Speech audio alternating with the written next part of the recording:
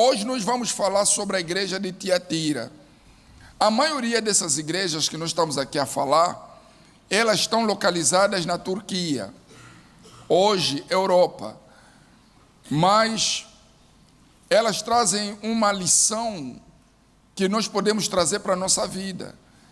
Cada uma dessas igrejas, somos cada um de nós, até porque nós temos falado que igreja não são as quatro paredes, as igrejas somos cada um de quem? Somos cada um de nós. Só que cada uma dessas igrejas, elas trazem uma característica, uma forma de se comportar, uma forma de agir, uma forma de andar, uma forma de buscar a Deus. E nós temos muito a aprender com essas igrejas. Então, Deus ele escreveu ao anjo dessa igreja. O anjo é o líder. Então, Deus escreveu ao anjo da igreja lá de Tiatira o seguinte, pessoal. Isto diz o Filho de Deus, que tem seus olhos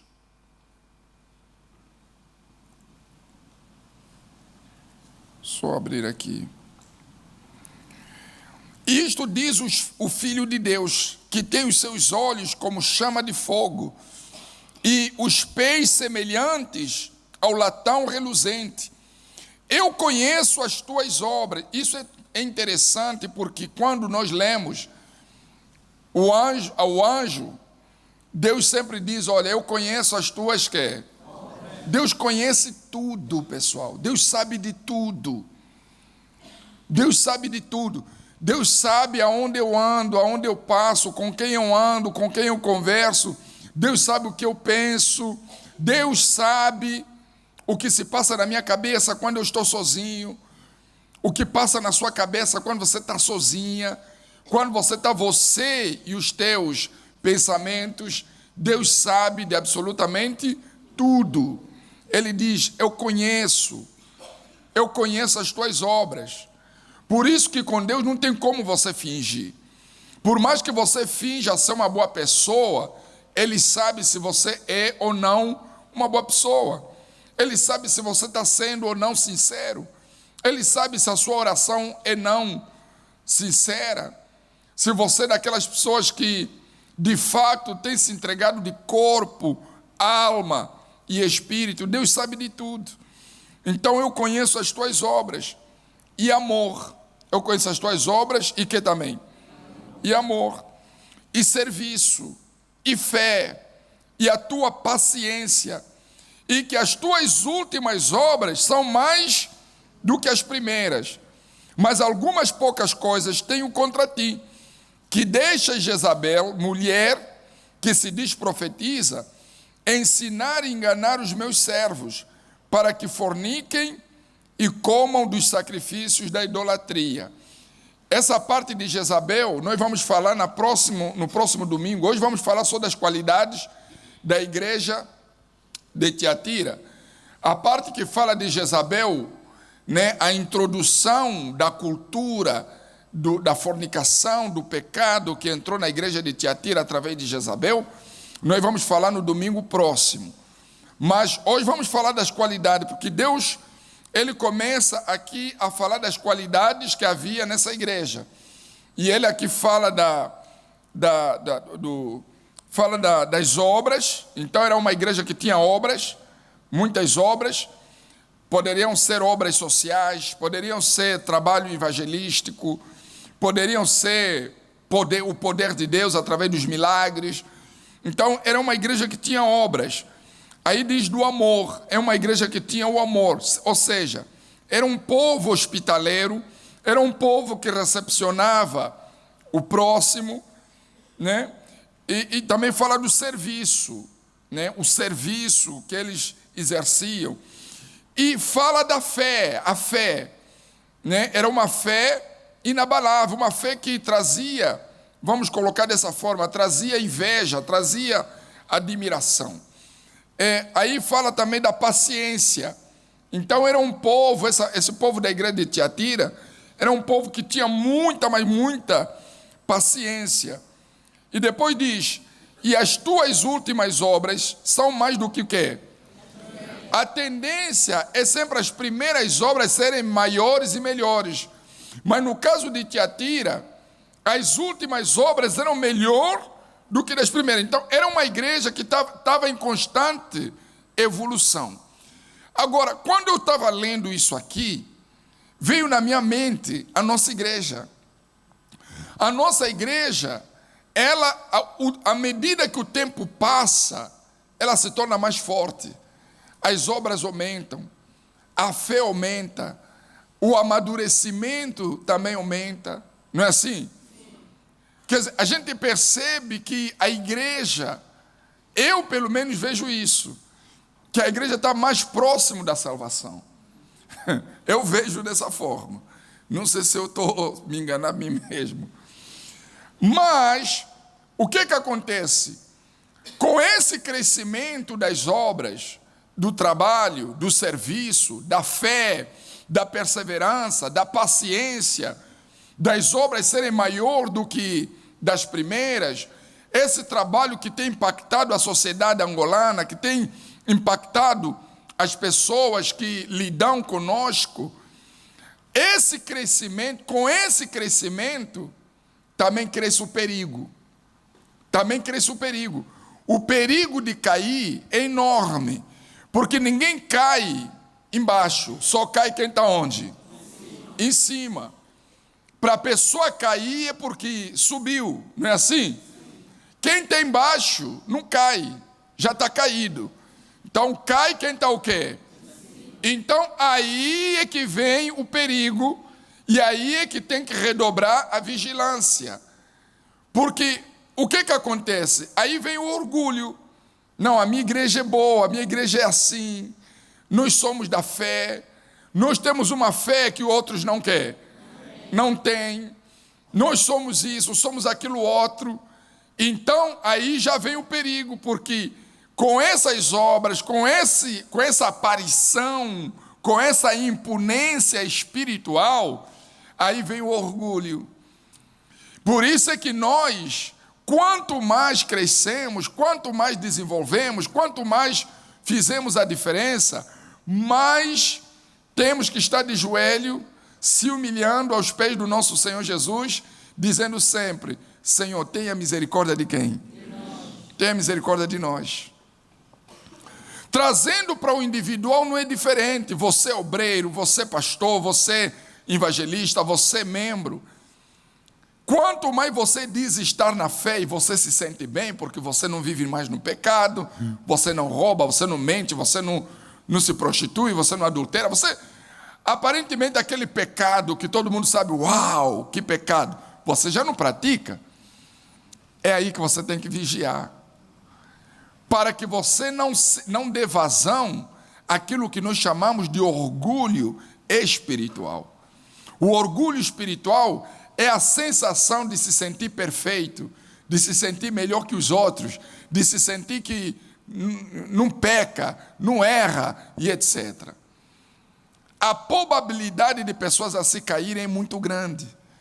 Por isso é que às vezes vem um escândalo. Você pensa assim: puxa, meu Deus, não é possível. Essa pessoa que nós víamos santo, separado, espiritual, caiu. Por que caiu? Deixou de vigiar. Achou que estava perfeito, achou que era espiritual, se calhar até melhor que os outros, e deixou de vigiar. Então, quanto mais nós crescemos, quanto mais nós desenvolvemos na nossa fé, mais vigilante temos que ser. E a nossa oração de joelho tem que ser aquela: Senhor, tem misericórdia de mim. Amém, pessoal? Amém. Tem misericórdia de mim, porque quem é de Deus tem qualidade, só que ele não pode olhar para essas qualidades. Quem é da fé, quem é de Deus, tem qualidade, mas o dia que ele ficar focado nessas qualidades, já era, ele cai. Então a gente tem que estar vigilante. Amém? Amém. Aí diz assim: Tiatira era uma cidade comercial que ficava 64 quilômetros a sudeste de Pérgamo. Atualmente, a cidade se chama Akhisar, lá na Turquia. E ainda é um dos principais centros comerciais da região. Por exemplo, eu não sei se aqui tem aquelas senhoras que vendem roupa, que vêm da Turquia, ou compram, vêm. Eles falam, não, isso aqui é da Turquia. Tem? Conhecem? Então, vem dessa cidade.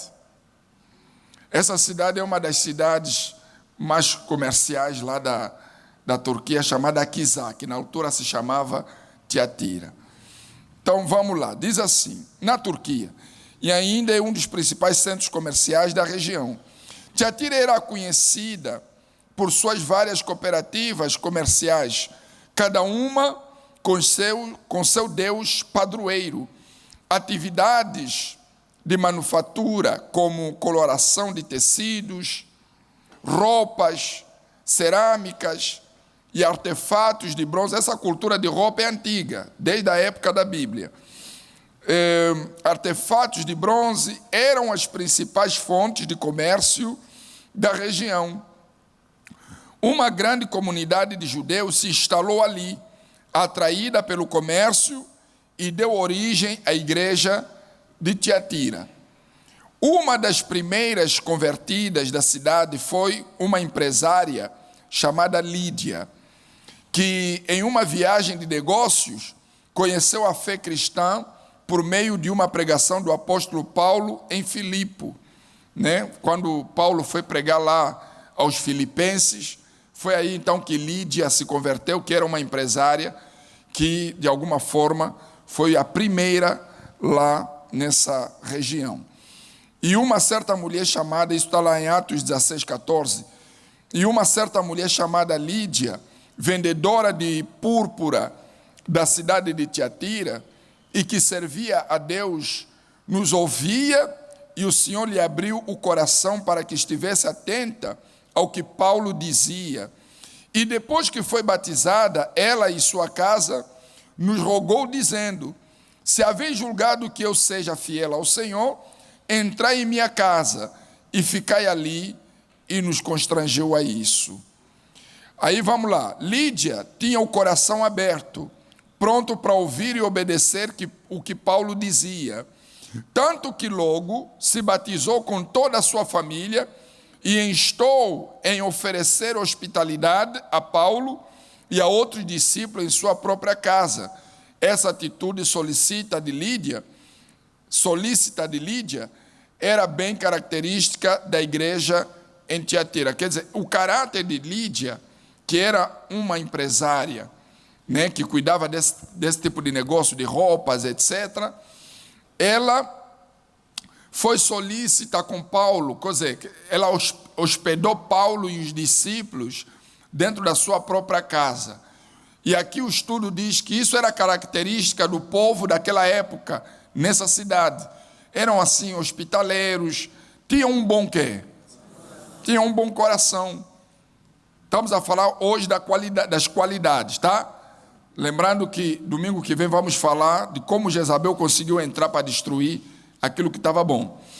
Porém, eles tinham um coração bom, eles eram hospitaleiros. A exemplo de Lídia, que albergou os discípulos, albergou Paulo. E nós temos pessoas assim na igreja. Temos pessoas que, por conta da fé, por conta da palavra, por conta do Espírito Santo, são pessoas hospitaleiras, que muitas das vezes albergam homens de Deus, albergam pessoas necessitadas, albergam crianças órfãos, albergam isso, aquilo, outro, e muitas das vezes não é questão de albergar dentro da própria casa, mas as ofertas e os dízimos que eles apresentam no altar, dá condição de obras sociais serem feitas e alcançar pessoas sofridas. Então, a essa hospitalidade, a essa generosidade, que era característica também ali do povo de Tiatira. Amém, pessoal? Lídia tinha o coração aberto, pronto para ouvir e obedecer ao que Paulo dizia, tanto que logo se batizou com toda a sua família e instou a oferecer hospitalidade a Paulo e a outros discípulos em sua própria casa. Essa atitude solícita de Lídia era bem característica da igreja em Tiatira. Uma igreja que tinha amor, serviço, fé, perseverança e mais obras do que no início, o contrário da igreja de Éfeso, que havia abandonado as primeiras que... O Senhor Jesus elogiou essas atitudes que, infelizmente, têm faltado em muitos hoje. Vocês entenderam, sim ou não? Hoje você percebe que quando se fala que o amor se esfriou, é isso. As pessoas deixam de fazer as primeiras obras, deixam de fazer o que faziam no princípio. Vamos falar de nós, por exemplo. Você que está já há um bom tempo na igreja, você há de conviver comigo que alguns hábitos do princípio da sua conversão, você já não faz, já não pratica. Quer dizer, no princípio você tinha aquele zelo para com a obra de Deus, para com as coisas de Deus, porque você via a própria obra de Deus com bons olhos. Você tinha temor, por exemplo, tem aqui esse envelope, digamos que isso é um envelope, isso é um envelope do dízimo, certo? Quer dizer, eu penso, no meu caso, eu tinha temor de dobrar esse envelope. Eu não conseguia dobrar, porque eu falava assim, não, puxa, isso é algo sagrado, isso é algo santo, eu não posso machucar, não posso dobrar. Aí veio a ideia de guardar onde? Na Bíblia, para não machucar o quê? O envelope. Porque era a visão santa que nós tínhamos, que temos ainda. Mas há quem já abandonou esse primeiro quê? Amor. Há quem já não tem mais essa visão de olhar as coisas de Deus como algo sagrado. A pessoa chegava na igreja e se preocupava, não, vou lá ver a casa de banho se está limpo. Se não estiver limpo, vou dar um jeito, eu vou limpar e tal, porque é a casa do meu Deus. A pessoa tinha a preocupação de ajudar na limpeza da igreja, na organização da igreja, tinha a preocupação de zelar pela obra de Deus, zelar pela casa de Deus, ser obreiro, obreira, evangelista, tinha aquela preocupação de cuidar dos novos, os novos convertidos, aqueles que chegavam na igreja pela primeira vez, aquele cuidado de perguntar se está tudo bem, como é que está, se está precisando de ajuda, e etc., de um conselho, de uma orientação, e quando não mesmo orar pela pessoa, ajudar a pessoa. O tempo passou, a pessoa deixou de fazer aquilo, e se faz hoje, o faz de forma mecânica. Já a igreja de Tiatira não. A igreja de Tiatira, quanto mais o tempo passava, mais fortes eles eram. Quer dizer, a prática de fazer o bem, só o quê? Só aumentava. A prática de cuidar da obra, o zelo pelas coisas de Deus, só aumentava, só crescia. Diferente da igreja de Éfeso, que abandonou o primeiro amor. Então, Deus traz aqui essa referência para que nós possamos meditar. Quem eu tenho sido diante do meu Deus? Porque essa igreja somos nós hoje. Quem eu tenho sido diante do meu Deus? Será que eu sou daqueles que o tempo passou e eu me tornei melhor? Ou o tempo passou e eu me tornei pior? Lembra da transformação da água para o vinho? Lembra? Aonde o que provou o vinho, acho que é o mestre Sala, provou o vinho e falou assim, vem cá, vocês guardaram o melhor vinho para o fim, porque normalmente a cultura é servir o melhor vinho no princípio, não é assim? Mas vocês deixaram o melhor vinho para o quê? Para o fim. Vocês deixaram o melhor vinho para o fim. Mas trazendo para o espiritual é mesmo assim. O melhor é mesmo no fim. Quer dizer, hoje o tempo passou, você tem que ser mais de Deus. Você tem que estar mais próximo de Deus. Se você é um servo, mais servo ainda. Se você é evangelista, mais evangelista ainda. Se é obreiro, mais obreiro ainda. Se é pastor, mais pastor ainda. Porque Tiatira nos traz essa lição de nós fazermos mais e melhor do que antes. Amém? Aí, continuando, diz: quantos fecham seus corações para a palavra de Deus? Quantos resistem e mesmo conhecendo o quê? A verdade, não obedecem ao que ouvem na boca dos servos de quem? De Deus. Quantos estão na igreja há anos e ainda não se batizaram nas águas? E quantos dentro da igreja não se doam generosamente e ainda olham com os maus olhos as ofertas que sustentam os servos e a obra de quem? De Deus. Essa resistência é uma ação diabólica dentro do coração e da mente das pessoas para que elas não se entreguem a Deus.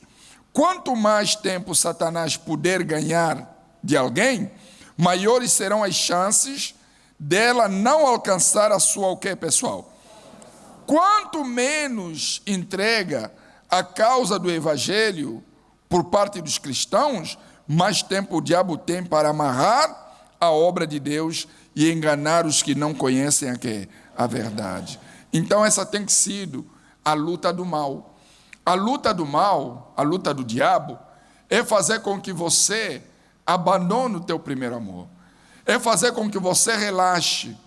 É fazer com que você, se outrora você se dava 100%, agora você vai se dar 20%, 10%. Se antes você era aquilo que nós chamamos aqui na igreja, pau para toda a obra. O que é ser pau para toda a obra? É aquela pessoa que não tem tempo ruim. Se Deus chamar ela meia-noite, se Deus chamar ela 3 da madrugada, se Deus chamar ela de manhã à tarde, faça sol, faça chuva, se é para o ganho de almas, se é para o bem da obra, se é para o benefício do reino de Deus, ela está sempre pronta, porque ela é pau para toda a obra. Será que geralmente todo mundo tem sido pau para toda a obra? Há quem reclama, há quem murmura, há quem dá desculpa. Não, hoje eu não tenho transporte. Não, hoje eu estou meio mole, estou meio com preguiça. Não, hoje, quer dizer, tem sempre alguma coisinha. Essa pessoa já não é mais pau para toda a obra. E normalmente quando isso acontece, é porque na verdade a pessoa perdeu o primeiro quê, pessoal? E isso não é só na questão do trabalho em si de evangelização. Há quem outra hora tinha uma visão que a oferta dela, preste atenção, a oferta que ela dá, que ela coloca no altar ou na sacola, é para o ganho de almas. Ela pensava dessa forma. Por isso que ela dava, e a forma como dava, Deus também lhe abençoava. Ela prosperava, porque é bíblico. Quem dá faz o que, gente? Quem dá recebe. Então, porque ela tinha um coração aberto, Deus também a abençoava. O tempo passou, entrou a malícia, entrou a desconfiança, entrou um demônio. Só pode ser um espírito, porque não é normal. Amém, pessoal? Então a pessoa fazia o bem, deixou de fazer o bem, vou dizer que é Deus que entrou? Não, é o mal que entrou. Então o mal entrou e hoje a pessoa se amarra. Hoje a pessoa se limita nas coisas de Deus. Hoje, dar oferta é problema. Ser fiel a Deus nos dízimos já é um quê? Fala, pessoal. Já é um problema. Falar de sacrifício também já é um quê? É um problema. Mas quem vai perder com tudo isso? É Deus que perde? Não, a igreja, preste atenção, a igreja só cumpre o que está escrito na Bíblia. E Deus não perde nada com isso. Porque, olha só, a obra é dele. E se para a obra se manter, precisa-se da oferta e também dos dízimos, digamos que todos nós paremos de dar oferta, paremos de dar dízimo. Deus, para não parar a obra dele, vai ter que trazer alguém para suprir a necessidade da sua obra. Agora, nós é que seremos prejudicados porque estamos a deixar de cumprir a própria palavra de quem? Porque ser fiel, tanto nos dízimos ou dar oferta, traz benefícios para nós. E quando nós somos fiéis a isso, sem malícia, sem maus olhos, com o coração que é limpo, nós somos beneficiados. Nós crescemos, nós amadurecemos. Amém, pessoal? A oferta, por exemplo, eu não olho a oferta como dinheiro. Eu olho a oferta como a minha vida que eu estou a colocar nas mãos de quem? Primeiro eu olho como que é a minha vida. Segundo, aquilo é a minha forma de honrar a quem? A Deus. Primeiro é a minha vida. Então eu pego a minha vida e vou honrar a quem? A Deus. Está vendo o Espírito? Depois, além da honra, é a minha forma também de adorar a quem? A Deus. Porque eu posso agora fechar os olhos e falar assim: meu Deus, eu te amo, eu te adoro. Mas a melhor adoração é a entrega da vida. Amém, pessoal? É a entrega da vida. Só que na hora da oferta, eu estou a entregar minha vida de forma materializada. Não apenas de boca para quê? Não, eu estou a materializar a minha vida. Estou colocando a minha vida como se fosse algo mesmo material. Porque nós, enquanto estivermos nesse mundo de matéria, o que você vai fazer diante de Deus tem que ser materializado também. Nós não somos anjos, nós ainda não somos espirituais, nós ainda não somos espírito, nós ainda somos carne e osso. Então tudo que você for fazer a Deus tem que ter um simbolismo também material. Aí é que entra o dízimo, aí é que entra a oferta, aí é que entra os templos, senão isso aqui também não seria necessário. Aí é que entra os templos, aí é que entra o microfone, porque sem microfone como é que vamos pregar? Para 1.000, 2.000, 3.000 pessoas. Quer dizer, não é fácil. Então, Deus estabeleceu os dízimos para o sustento da sua obra, sim. Porém, aquilo não é dinheiro, aquilo é a tua vida. Faz assim, minha vida. Minha vida. Exatamente. Você está colocando a tua vida aqui no altar. E quando isso é feito sem malícia, sem desconfiança, com um coração como? Aberto. Pessoal, você é muito abençoado. Você se torna uma pessoa muito, mas muito abençoada. Você não imagina, pessoal, o como Deus fica feliz de ver alguém que tem um coração aberto para honrá-lo. Eu conheci alguém, essa pessoa não é da igreja. Mas essa pessoa sempre ligava para dizer: olha, senhor pastor, estou a vir ali, vou deixar minha oferta. Mas uma vez eu falei assim: senhor, o senhor não é da igreja, o senhor não frequenta, por que o senhor só quer trazer a sua oferta aqui? Ele falou: não, porque eu sei que quando eu dou, Deus me abençoa. Mas ele não é da o quê? Não é da igreja.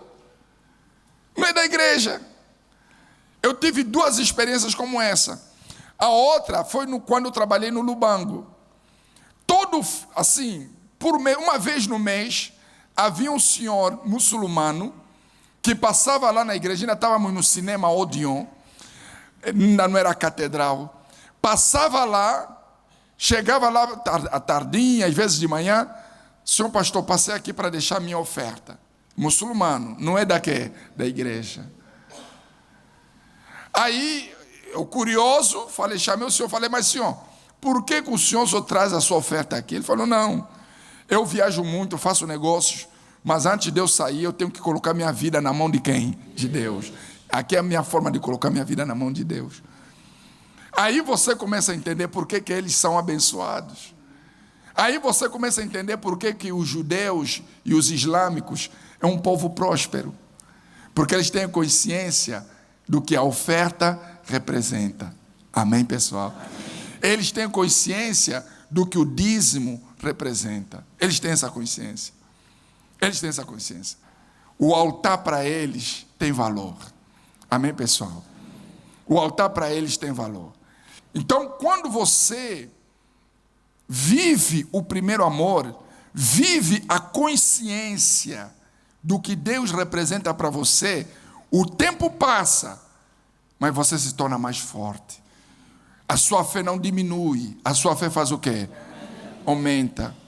A sua entrega não diminui. A sua entrega faz o quê? Aumenta. O bispo, o pastor não precisa ficar falando do dízimo, porque a consciência do dízimo, da oferta, para você, a cada dia que passa, se torna mais claro. O teu entendimento se torna mais claro.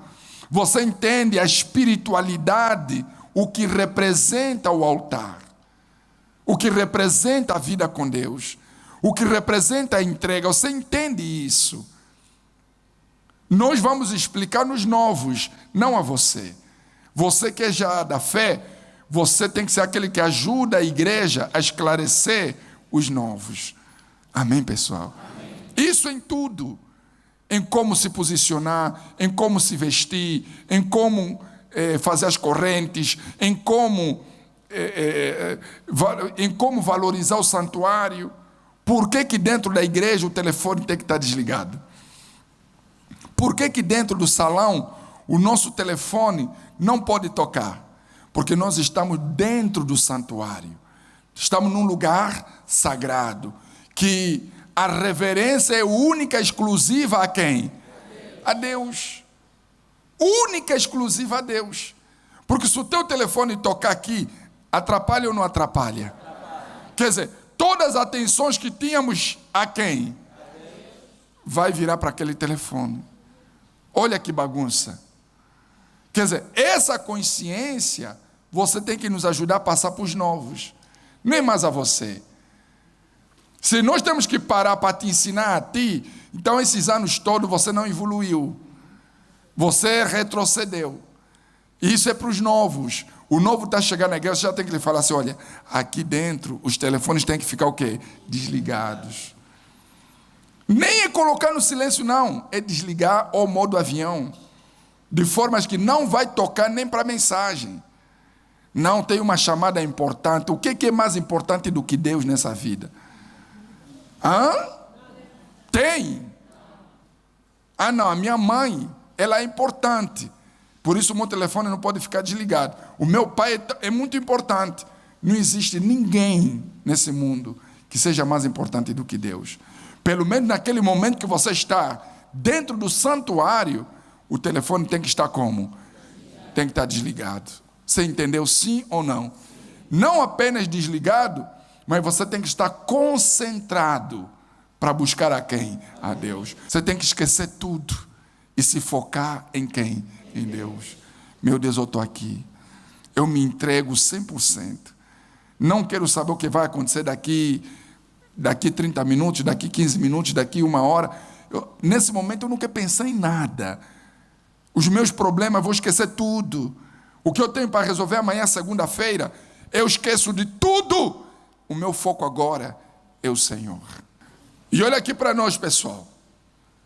Quando você buscar com essa visão de que é Deus e ponto, pessoal, você vai receber o Espírito Santo. Porque Deus, Ele não divide a sua glória com ninguém. Nem com coisas e nem com pessoas. Então, você tem que ter essa visão. Prioridade sempre será Deus. Quando você tiver essa visão, Deus será com você. Amém, pessoal? Para isso, vamos agora rasgar o coração. Pessoal, vamos nos entregar. Vamos nos entregar. O tempo passou, mas você tem que ser melhor do que você era. Eu queria me sentir tão feliz se um dia te encontrasse e te surpreendesse a limpar a casa de banho da igreja. Eu ia ficar muito feliz. Agora vai ter luta de quem limpa primeiro. Agora vai ter luta de quem limpa primeiro. Mas eu ia ficar muito feliz. Deus também ia ficar muito feliz de ver pessoas preocupadas com o zelo da casa de quem? De Deus. De quem evangeliza, de quem faz parte do ponto de fé. Preste atenção, pessoal. Deus não quer que vocês sejam ouvintes. Deus quer que vocês sejam pescadores de almas. Porque quando você só ouve a palavra e não evangeliza, não ganha almas, posso falar à vontade? Você se torna obeso espiritual. Você fica gordo espiritualmente. Não é gordo fisicamente, porque há quem está gordo, mas espiritualmente está magro. Porque está sempre no terreno a evangelizar, ganhando almas. Amém? Mas há quem está a ficar gordo espiritualmente. Só come. Não compartilha com ninguém. O que você ouviu aqui, passa também para quê? Passa para os outros. Há pessoas querendo ouvir essa palavra. Há pessoas querendo ouvir a verdade. Temos que compartilhar. Amém? Isso é extremamente importante. Deu para entender? Você quer o Espírito Santo? Eu recebi alguém pela primeira vez essa semana, e ela me fez essa pergunta, falou: bispo, eu quero entender, vocês só falam do Espírito Santo, todo dia, mas na nossa língua é só sair isso, né? Espírito Santo para cá, Espírito Santo para lá, Espírito Santo para cá. Eu falei, porque o Espírito Santo é Deus. Você não tem o Espírito Santo, você não tem quem? Você não tem Deus. Então, o que é que eu vou te dar? Eu tenho que te dar Deus, rapaz. Eu vou te dar o quê? Não, pensei que iam falar assim: olha, minha vida vai mudar, as portas vão se abrir, carro, trabalho. Falei, não, vai na igreja, não vou falar o nome aqui. Vai na igreja do pastor fulano. Esses pastor Cote, porque agora está cheio. Os altares se tornaram palcos de motivação, cultos motivacionais. Eu vou lhes dizer uma coisa: conquistar sem Deus é furada. Conquistar sem Deus é falta de juízo. Sem Deus, tudo que você conquista é uma questão de tempo. Você vai perder. Pior é que nem a tal conquista conseguem também. Porque você está a buscar as conquistas, mas você não quer o conquista. Você não quer o que dá a conquista. Você está atrás das bênçãos e despreza o abençoador. Não tem como. Primeiro tem que entrar o abençoador, para que ele te proporcione todo tipo de bênção que nunca ninguém vai tirar de você. Essa é a visão, esse é o espírito. Amém? Já segue o Facebook do Bispo Alberto Segunda? Pela sua página principal, pesquise Bispo Alberto Segunda e em segundos fique a par de todas as últimas postagens.